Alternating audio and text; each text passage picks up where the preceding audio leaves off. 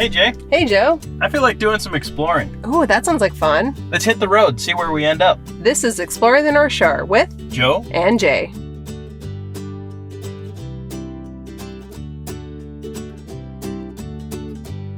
Hello, Jay. How you doing? I'm doing good.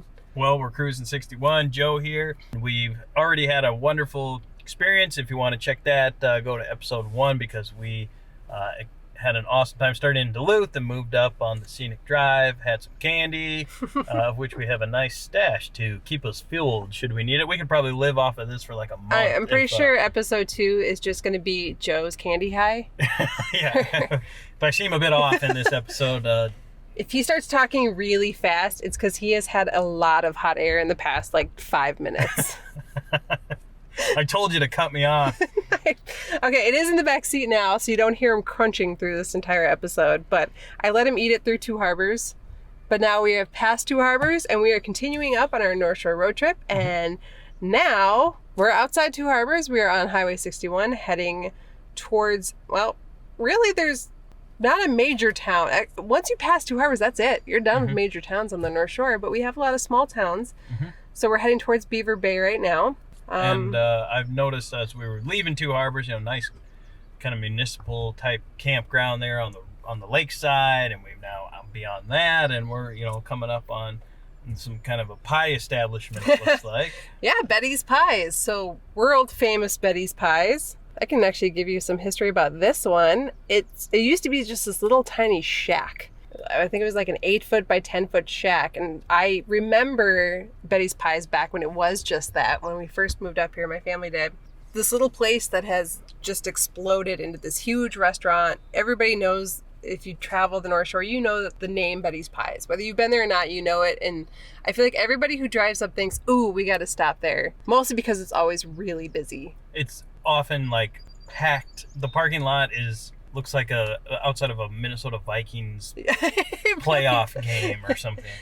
Drive carefully in this part. So it's actually right here on our left. We're just coming up to it right now. Drive carefully when we drive past here because people are turning in and out constantly. Yep. It was originally a fish selling business. So it was a fish shack. Yeah. Literally, Betty's Pies was a fish shack. And then in 1956, Betty herself added donuts and hamburgers and hot dogs to the smoked fish offerings.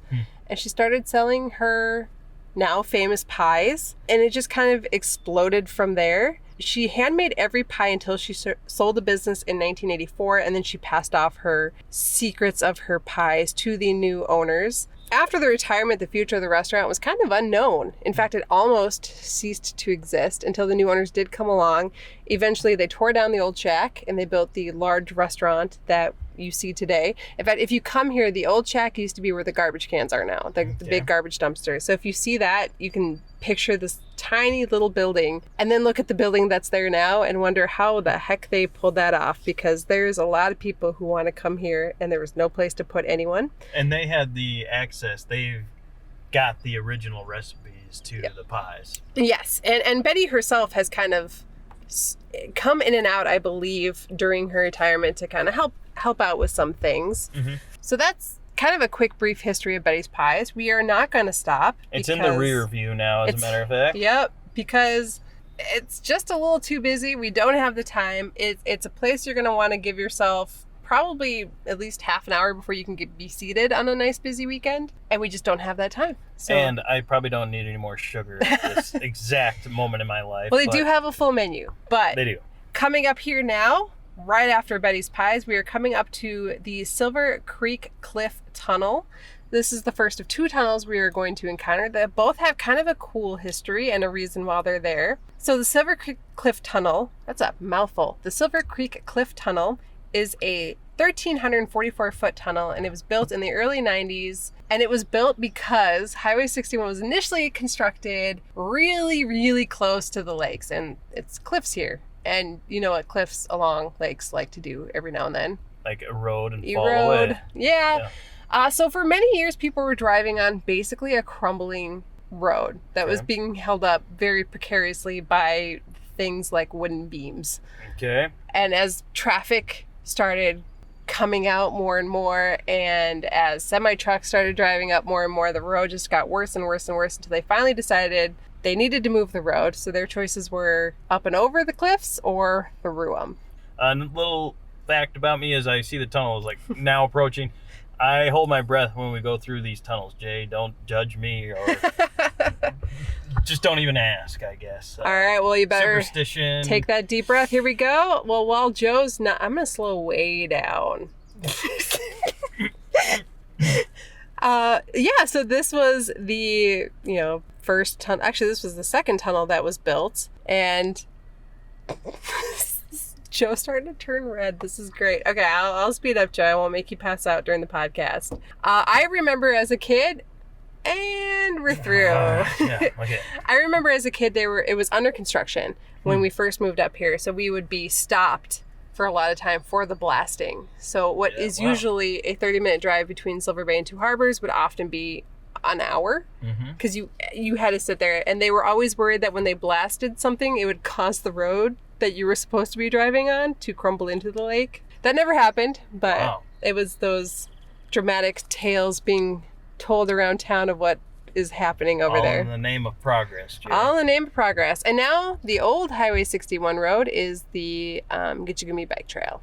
Yeah. So there you go. Nice. We now have a beautiful bike trail and a beautiful tunnel to drive through, all because of poor initial highway planning.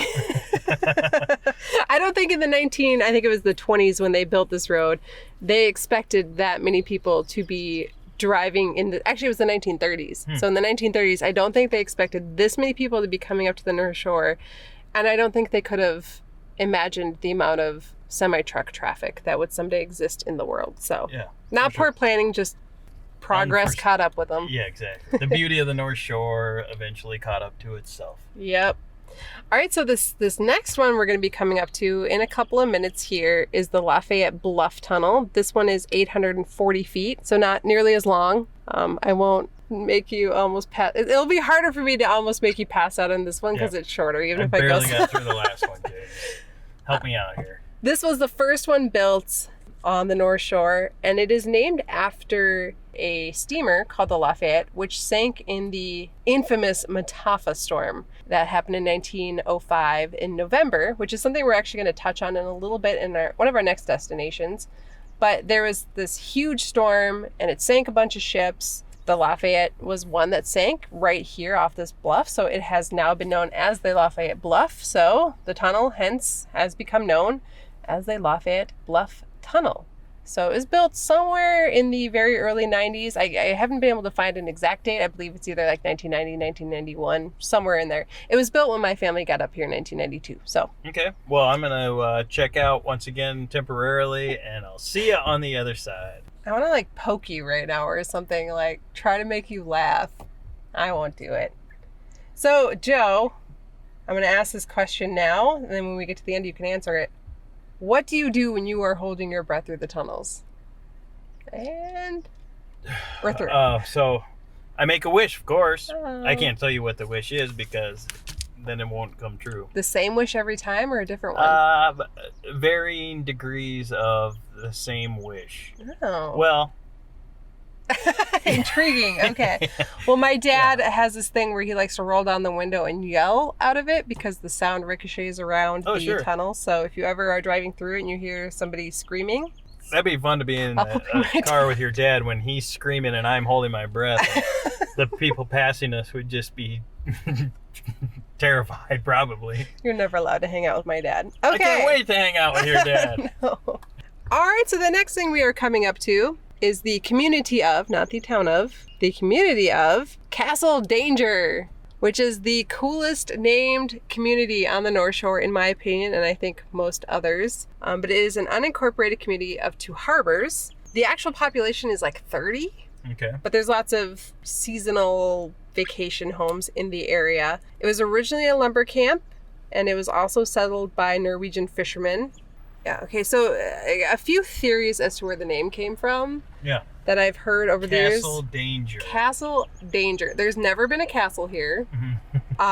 Danger, maybe. We'll get to that. But no castle. The castle name may have come from by how the cliffs look like a castle, especially at night. That would have been my guess. Yeah, that's the one that makes the most sense to me. There is a shallow reef that runs along the shoreline here, and that's where the danger part comes in.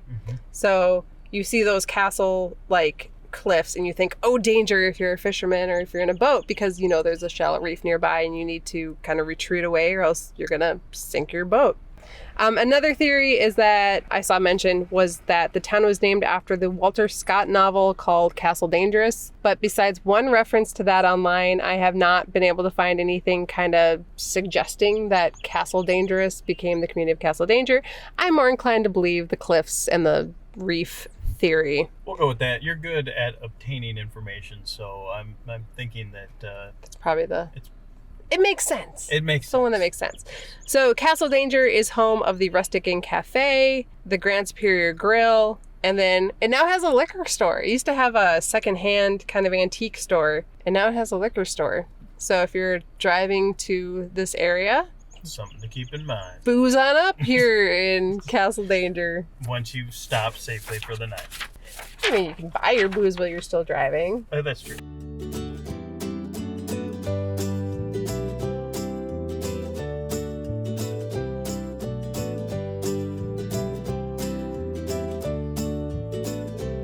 We are at Iona's Beach Scenic and Natural Area. A little bit of background information. So until really recently, nobody knew about Iona's Beach. It was actually part of a private resort. It was called the Twin Points Resort, and it was run by John and Iona Lind. And when they decided to tear the resort down, I believe it was the late 90s, early 2000s, they gifted the land to the state of Minnesota under the condition that they made it public and made it a place where people could come and go. From that time until about 2001, they fixed it up. They put the parking lot in that we're sitting in right now. They installed the boat landing, and they made the beach public. And that was when people started being able to go down to Iona's Beach, because before then it was exclusive to the resort guests. And not a lot of people knew it. Even growing up, I did not know this was here. Okay. This will be my first time All going here. Finally. I know, We're right? even on the same level here. So the beach itself, it's 300 yards long, and it's made up of, I'm going to mispronounce this terribly, pink rhyolite and felsite bedrock stones. I think you handled that quite well. Thank you. And they are very soft stones. So the lake over time has like smoothed them out, made them flat, and they're round and flat rocks. So when the waves go over them and then the waves pull back, it makes this like trinkling noise. And that's why it's called a musical beach. Okay. Well, and it's pink. It's the first time today that maybe this beautiful, calm day won't work in our favor. I know. I But guess we'll find out, though. I think there's enough of a breeze that we're going to get a little something. Okay. Well, one way to find out, go down there and check it out for ourselves. Let's go do it. But wait, you mentioned a resort, Jay. Yes. Any chance you think they left the swing set? I must swing. We're still on the hunt. We're halfway through episode 2. And still no swings. So it's a bit of a, well, I mean, nothing that, you know, the average person couldn't easily walk to, certainly, but it's not right here immediately off. I mean, we've been walking this entire time and we're not quite there, but I can tell we're getting pretty close. Probably about halfway at this point. So, you know, a 4-minute stroll, maybe 5-minute stroll. Yeah. You do have the Gitche Gumee bike trail nearby. So if you're on the bike kind of going through this part, you will go very, very close to the beach. So good time to hop off and do a little exploration. Okay. Well, we're coming right down to it here. I guess let's check out the beach. All right. So, there it is. You can see it. It's definitely pink. Good rock skipping day. Dude, this is kind of treacherous. Oh. Tread carefully on this beach. Okay. Yep, there is no waves, so no... We won't hear the magical sound today. Not today. It's alright. I can imagine what it would be like. Well, here, there's a little bit. Here we go. We're gonna get right down in there.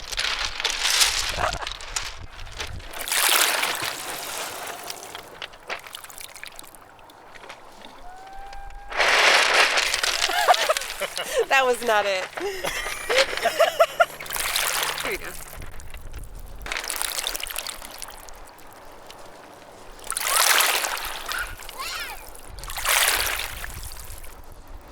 The rocks move and kind of shift over themselves, and that's what makes the... But you can, I mean, even walking on these... You get the idea of how when they pull them down, what it would be like. Yeah, add in that sound to water sound. And you have... I mean, this is just a gorgeous beach, though. It is. It's I mean, way cool. But the water is very clear and calm and nice and beautiful today. You'd almost think it was warm, but I know better. You'd almost want to jump in.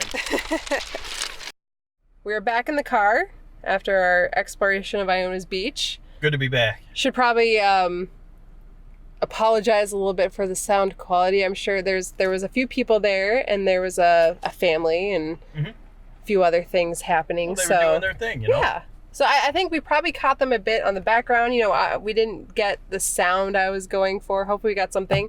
You fell in the lake at one point almost.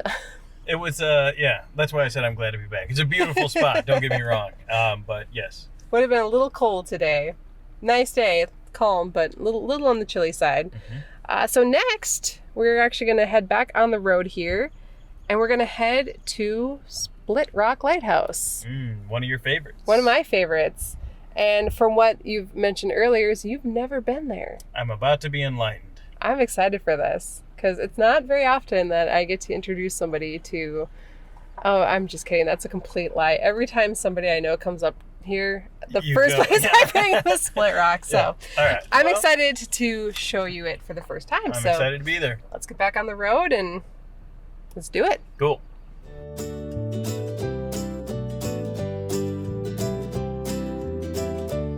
So we're here at Split Rock Lighthouse, and in November of 1905, the Mataafa storm sank or destroyed 29 ships and caused 36 fatalities on Lake Superior over the course of 2 days. So the Madeira is actually a barge that was being towed by the SS William Edinburgh. So the SS Edinburgh thought, oh shoot, you know, this is a terrible storm, we're going to crash, so it cut the Madeira loose. Luckily, it ran aground, well, it actually crashed into the Split Rock, the cliffs there. And what happened was every single crew member except for one was able to scramble off the side of the boat and climb up the side of the cliffs, where they then sat for about 2 days before they were able to be rescued. But the SS Edinburgh ran aground near the mouth of the Split Rock River, where it then split in two, and yet somehow miraculously was salvaged and put back onto the lake, where it sailed for another, I don't know, like 40 years or something like that. So this all happened in 1905, and that is when they identified the need for a lighthouse on the cliffs of Split Rock. Yeah. And that is why there is now Split Rock Lighthouse. All right, so we've gotten our wristbands, and we are now in the museum. Wow, this place is awesome. It is dedicated to basically life in the area, but also to, it's a maritime museum. Let's just sum it up like that. Jay, this is my first time in here. I think that's insane. Well, I don't understand how you can live up here for as long as you have and never... I've always had to be going somewhere. It's nice to stop and, take the time and come and check it out, because it's absolutely... I want to look at everything and spend a lot of time here right now. This was a very popular field trip destination for the Silver Bay schools, which I went to. So I pretty much came here at least every year. But I have another connection here that you're about to discover. Look at this old fishing boat. Over here. This map. I want this to be the wall of my house. Yeah, so this actually shows the shipwrecks on the North Shore. So we have... You know, the Benjamin Noble right here just by Knife River, which we were just at. The Lafayette, which the Lafayette Tunnel is named after. Yeah. And then if you come towards... Oh, it spins around. That's new. Cool. If you come towards Split Rock, of course, you have the Madeira right here. And the Madeira, this is very interesting, and they're actually watching the video over there. You can still see it. In fact, on a clear day, you can see the remains of the Madeira. Jay, why have I never been here before? Because you're crazy. This is awesome. Only thing I could think of. I'll take that, yes. So we have ships, and they just say, this is where we think it is, because it went missing, and they've just never found them. I mean, that's Lake Superior for you. It's not... it's not your typical lake. You can lose an entire ship and never find it again on Lake Superior. Amazing. This map is amazing. And this is also another reason. So Compass. what this shows you is that the rocks or some of the cliffs on Lake Superior are actually magnetic. So the old-timey magnetic compass. What the heck? As it passes these magnetic rocks, it throws off the compass, so you don't realize actually what direction you're going in, which is why on a dark night, it is easy to go off course. Wow. Which again shows the importance of having a lighthouse, because a light you can see even when your compass does that. Oh my gosh. That's pretty wild. And then this one over here shows you that every lighthouse, is this working? Oh, there it is. Every lighthouse has a different flash. And so as a sailor, you knew which flash was what. So Split Rock Lighthouse flashes white every 10 seconds. The Two Harbors Lighthouse would have a short flash, 5-second pause, and then another short flash, and then a 15-second pause. Mm-hmm. Yeah, interesting. Cool. This is nice to see all broken down, put into a really well-kept, clean area. And yeah, just very nice. So this, it's a visitor center and a museum. It was renovated, I want to say, late 90s, I think. They do have a movie theater, but it's already started. So I think we're just going to head out and head up to the lighthouse. So there are guided tours. I think they run about every 20 minutes on the weekends. So if you want to have a guide tell you what you're seeing and looking at, you can go on a guided tour, or you can go on a self-guided tour and just walk around. There is a fee to access the actual lighthouse area during the day, but actually after 6 o'clock you can come back here. They close up, but they leave the doors open to get back here. There's no guided tours, the buildings are closed, but you can still walk around and kind of see everything. And that's a great time to come back to get pictures if you want a specific picture without other people in it, or do what we did today. Come on a Thursday. Yeah. I'm Leanne Buell, and I'm a tour guide interpreter at Split Rock Lighthouse. And you are also? I'm also Jay's mom. All right. Cool. Have you mentioned anything about the lake? How calm and lovely it is. How calm and lovely it is right today. now. But it's not always that calm and lovely. Split Rock Lighthouse was actually put at this spot because it is the most dangerous shoreline on Lake Superior. Wow. Part of the reason is the cliffs, and also it's a bit deeper. You don't go very far out here, not even 800 feet, and it's already 400 feet. And which was very misleading. It's very clear today, so the mariners on the boats would have no trouble seeing anything today, or not seeing anything. But boy, that lake out there, the storms can get very violent and very wild, and we get lots of heavy snow and heavy fog out there, and that causes the disability to be a problem. And when the boats were using compasses to determine their direction, they'd be in amongst this area, their compasses would be off, and they would have no idea that they were coming close to the shoreline. And one of the things that they would try to do is use a depth finder to determine if they're getting close, which the only thing they would go by is as it got shallower, they knew they were getting close to the shore. But it doesn't do that here. It stayed deep. So that didn't even help them. And before they knew it, they'd be in amongst the cliffs here and in a lot of danger. There had been a series of storms, but that storm of the 30-some boats that were sunk off the lake, a good 4 or 5 of them were up and down the shoreline.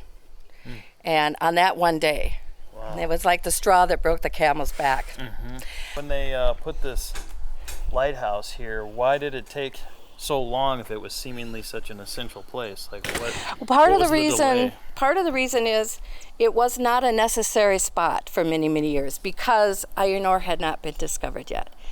And up until that time, the boats were mainly carrying wheat and products like that. And our lake tends to be higher than the other lakes. And it was very difficult to get a boat in this area.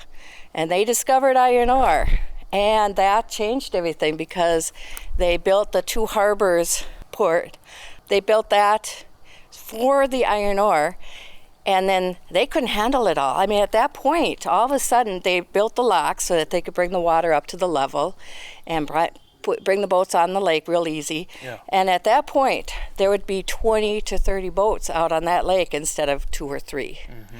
They were trying to save money, so the boats were overloaded and underpowered, and that's when the boats started having problems, the sinkage, and that's when split rock became necessary. That's when they decided it has to be done.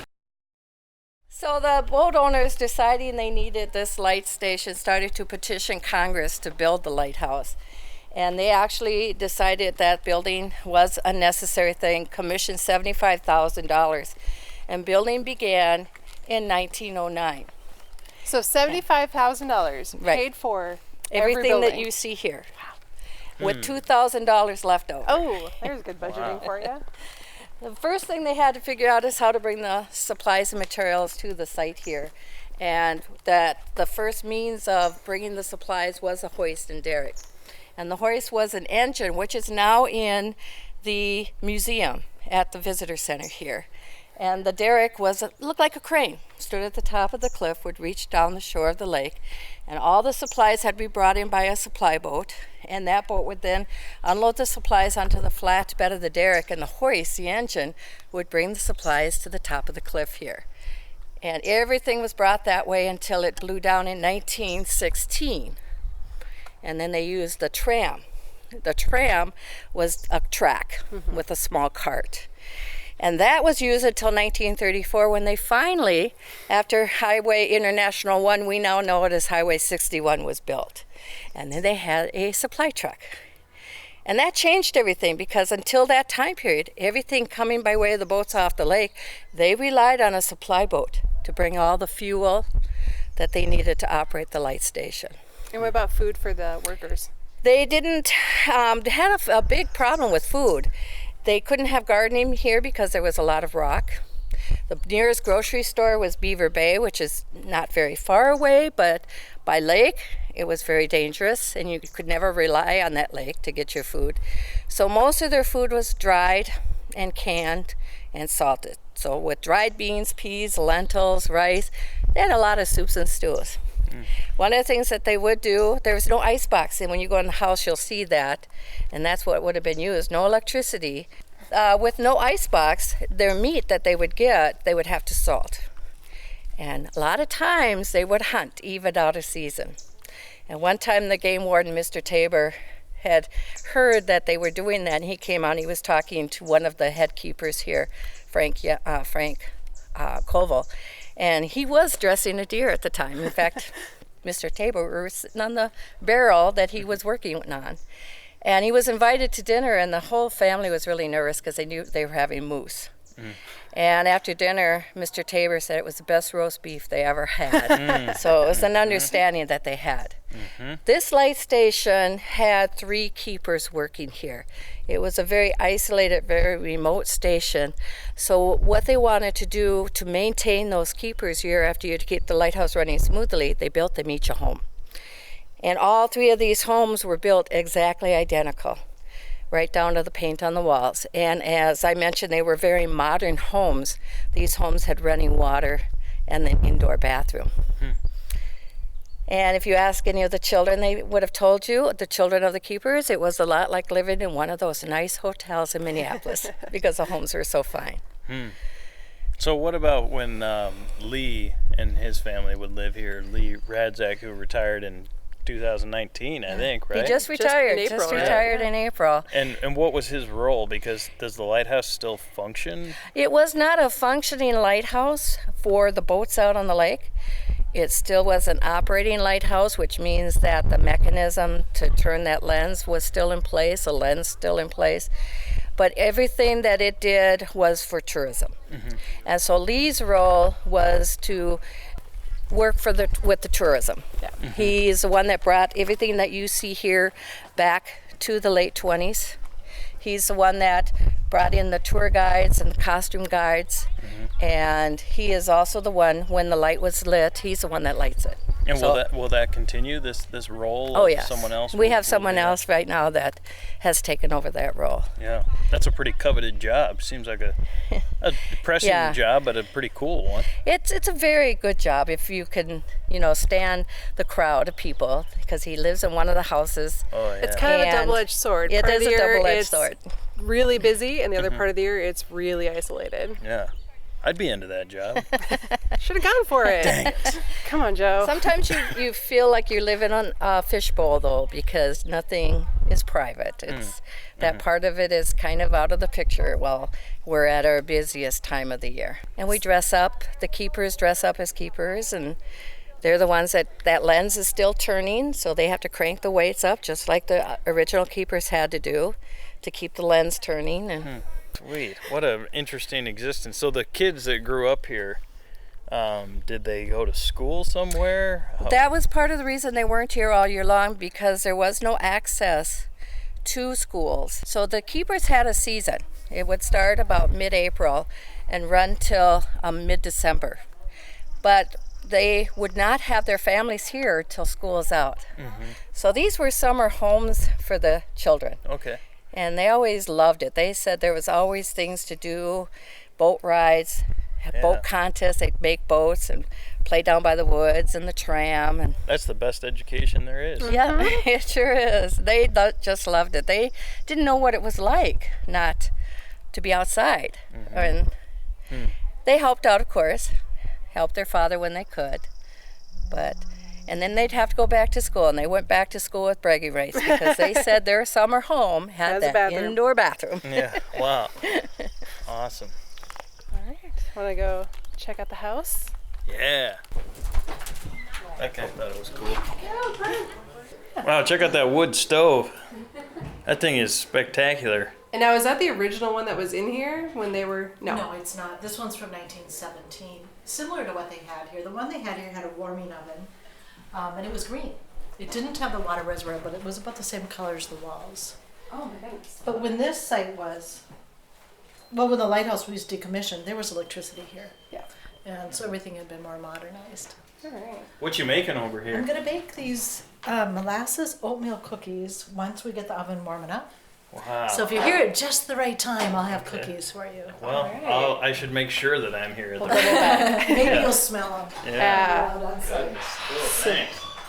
And then, Traveling libraries. I never heard of such a thing. oh, that's coming up. So we're now in the office area, and Gosh, it smells so good everywhere you go around here. Wood stoves burning and just like a nice old house by Lake Superior that's been maintained. I love the creek floor. As we walk, you'll probably, I don't know if the recording will pick this up, but it's, oh, there it is. Yes.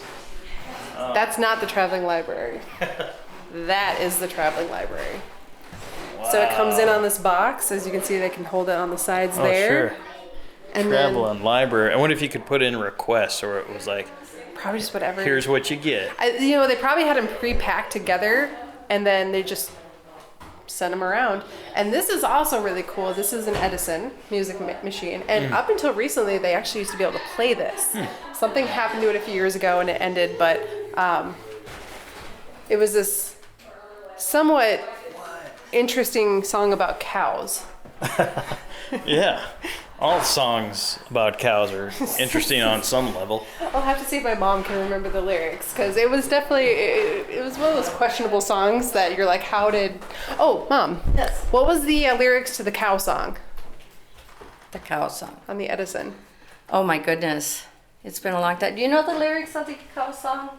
I don't know. The Something about the cows go in, the cows come out. come out.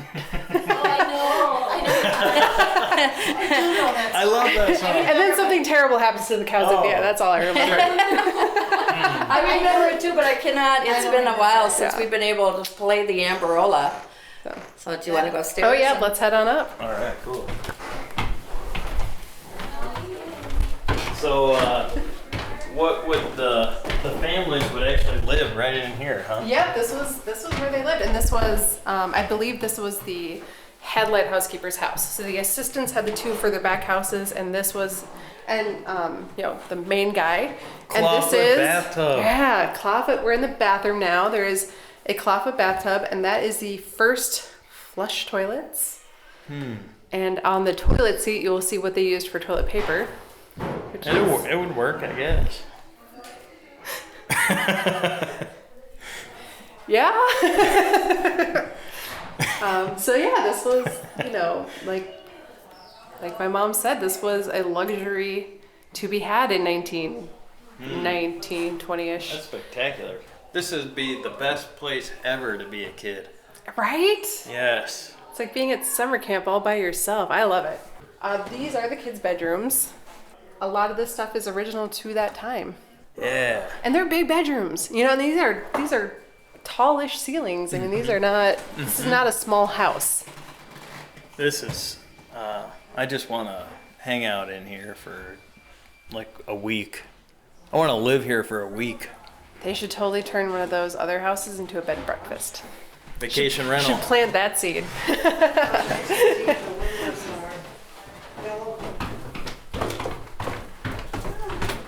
And that's the house.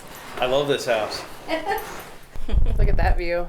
Yeah. Like that was your, I mean, they didn't have fences up, obviously, back then. No, and actually that was a situation where children, there was a rule for the children. There's a magical white line by the sidewalk that the children couldn't go past. And part of the reason is because of the drop to the lake there wasn't protected by that fence. Also because one of the keepers would be sleeping. But the real big reason is one of the keeper's toddlers actually fell down that cliff and landed on a bush. And what saved him was his cries, and the keepers saved him before he was killed. Yeah, sure. And I met him when I was here for a couple of years. I met him as an older gentleman, and he was showing me the scars. And I said, "Well, what were you doing?" He said, "Why, chasing snakes, of course. What else do you do around here?" Yeah. Oh my goodness. But the children spent most of their time down by the woods and the tram, and then this will be my end of the tour. Well, thanks for thank showing you us very around. much. This is awesome. This was a workstation here, the cleaning room. And of course, when they were burning a kerosene lantern, they had to do a lot of cleaning. That's why all the glazed brick are in here to clean. And then you'll be going to the weight room. Cuckoo clock action, you know. That's what's turning the original lens right now. And this same set of gears that they used in 1910, we're still using that original equipment. Wow. And people tell me it's going very quietly up there.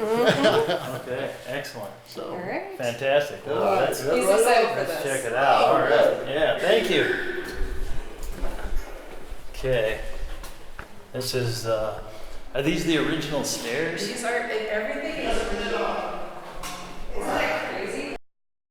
And they would light it by walking up there and lighting it, and it would burn, and these are the mechanics of it that keep it rotating. On a busy summer day, basically what happens is you come up the stairs and you rotate around, and there's people, and you're all rotating around the light, waiting to go back down the stairs. So it's nice to visit it when it's quiet. Yeah, sure. We are up looking down on the Lake Superior. Can see way out there and way down into the lake too, because it's so clear. And then from this window over here, you can see the houses as well as those cliffs that are just, I mean, you know, it's just a straight drop down. Yeah, it is. Amazing. This is like a must stop. I can't believe you've never been here. It's kind of sad. Look what you've been missing out on this whole time. I know. I'm glad to be here. That's about all I will say it is, I like having those stories to tell of my childhood of being here a lot and being able to come here, and it does have it's a place that's different than most other places you can visit. So, like you said, it has a feel. It does have a feel. This is great. I'm glad that you took me here, Jay. All right. Okay. Well, Back down the stairs. back down the We'll stairs. time it right.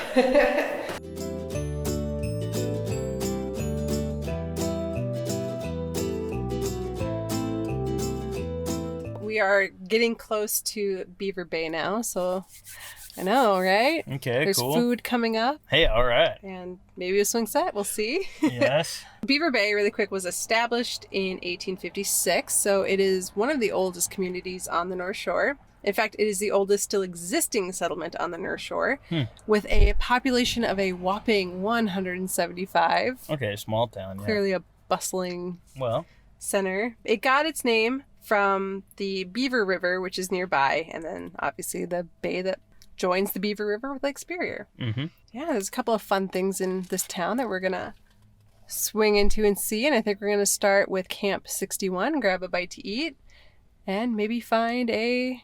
I see one over there, Jay, right there. Oh, hey! Swing sets! It's Ooh. fenced in a little bit. It's kind of a smaller looking. Okay, so It might okay. not be Hold on, the let me pull in one. here. Okay, I don't know if this is the one, Jay. We need to change it to a public swing set. There we go. Okay, so there is a swing set right here. I'm looking right at it, but it is in front of a church. It is fenced off. I actually don't even see how you would get in here. Maybe there's a gate over there. But I don't think we're there yet. I think we need like you said, a public park that anybody can go to at any time Okay. and enjoy. So right. We did find a swing, but it is not the swing. Also, it looks like you could break that one. We need Yeah. a bigger swing. We need a swing where you can really swing. Yeah, if I'm going to do it, I want to go all in and be pumping my legs and get the whole experience. Yep.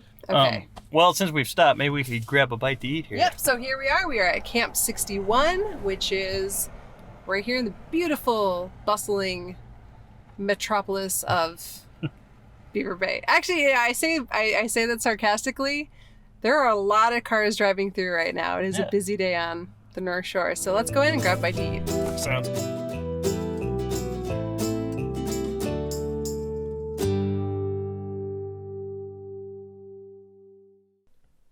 Just Jay here. You will probably notice episode 2 ends quite abruptly, and I figured I should probably explain why. We had planned to go to the Beaver Bay Agate shop on our way out of town, and we were unable to get there. We sort of ran out of time, and primarily that happened because I ended up losing my cell phone at Iona's beach. I had noticed it had fallen out of my pocket, and by the time we were sitting down at Camp 61 and ordering food, and basically, the panic sets in, like you forgot your phone. I actually have 2 cell phones, and it was my personal phone that I had dropped, so I didn't notice right away that I didn't have it, hence why I had made it all the way to Split Rock Lighthouse and did all of that before I noticed I don't have my cell phone anymore. I doubled back to Iona's beach and walked the entire length, but by the time I got there, it had already been picked up. However, I was luckily able to track it to Cove Point Lodge in Beaver Bay, where a gentleman named Mr. Wilkinson had picked it up, and he had found it at Iona's beach and brought it back there for me. And they were able to actually track me down by a card in there for my son's doctor's appointment.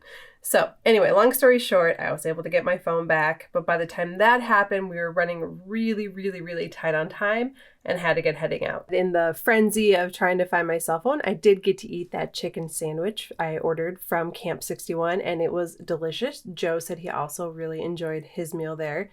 So Camp 61 is a great place to stop and grab a bite to eat if you are passing through the Beaver Bay area. We were also, of course, going to be going to the Beaver Bay Agate shop and missed out on that. But I did want to add that if you're passing through and you are really interested in the area geology and you kind of like the rocks and the agates and the gemstones, take a stop in there. They have a wide variety of stuff for sale, like everything from agates to gemstones and jewelry. And they even have a little museum. So it's definitely worth a stop if you're passing through Beaver Bay or if you're staying in Beaver Bay. So that is the end of episode 2, and we will be back next week with episode 3, which will complete the first part of our North Shore road trip, where we go from Duluth to Grand Marais. So this section will take us from just outside of Silver Bay up to Grand Marais. We'll see you again next week. Bye.